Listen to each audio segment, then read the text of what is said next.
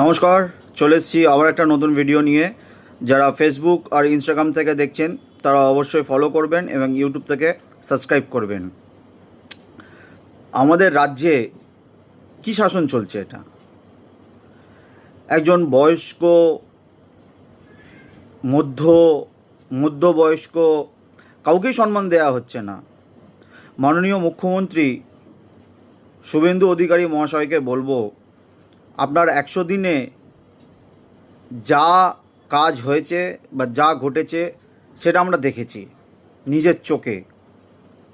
কিন্তু সৌগত রায় একজন বর্ষীয়ান নেতা, বৃদ্ধ, 80 বছর ছুঁই, ঠিক মতন ভদ্রলোক কথা বলতে পারে না, হাঁটতে পারছে না। তাকে চোর স্লোগান দিয়ে, তাকে গো ব্যাক করে এত কিছু। আরে উনি তো ওনার কর্মক্ষেত্রে যাচ্ছেন, মিটিং ছিল মিটিংয়ে যাচ্ছেন। মানুষের কি স্বাধীনতা নেই? আপনারা তো অভিষেককে চোর বলছেন, মমতাকে চোর বলছেন, মমতা বন্দ্যোপাধ্যায়কে চোর চোর চোর রাস্তা দিয়ে যাচ্ছেন, অভিষেক ব্যানার্জিকে চোর চোর বলে তাকে ডিম ছড়াছড়ি করে কত কিছু নাই করলো আপনার কর্মীরা। কারণ তারা সকলে জয় শ্রীরাম স্লোগান দিয়ে ডিম থেরাপি বা ডিম ছুঁড়ে মেরেছে অভিষেক ব্যানার্জিকে। তো সেইখানে সে এতবার কোর্টে গেল, এতবার কোর্টে হাজিরা দিচ্ছে, সিবিআই, ইডি প্রত্যেকে তাকে তদন্ত করছে। কারোর কাছ থেকেই তো অভিষেক ব্যানার্জির কোনো জায়গা থেকে তো কিছু পাচ্ছে না। মমতা বন্দ্যোপাধ্যায় নামে তো আজ পর্যন্ত একটা কেসও নেই।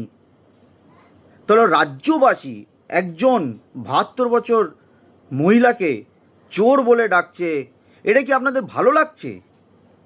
সম্মানে লাগছে?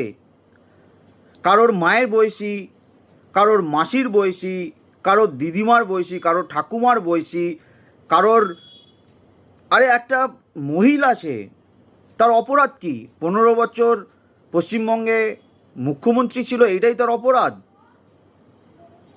আর অভিষেক ব্যানার্জির অপরাধ হচ্ছে সে মমতা বন্দ্যোপাধ্যায়ের ভাইপো। তাহলে সৌগত রায় কী করলো? তাকে কেন গো ব্যাক স্লোগান দেওয়া হচ্ছে?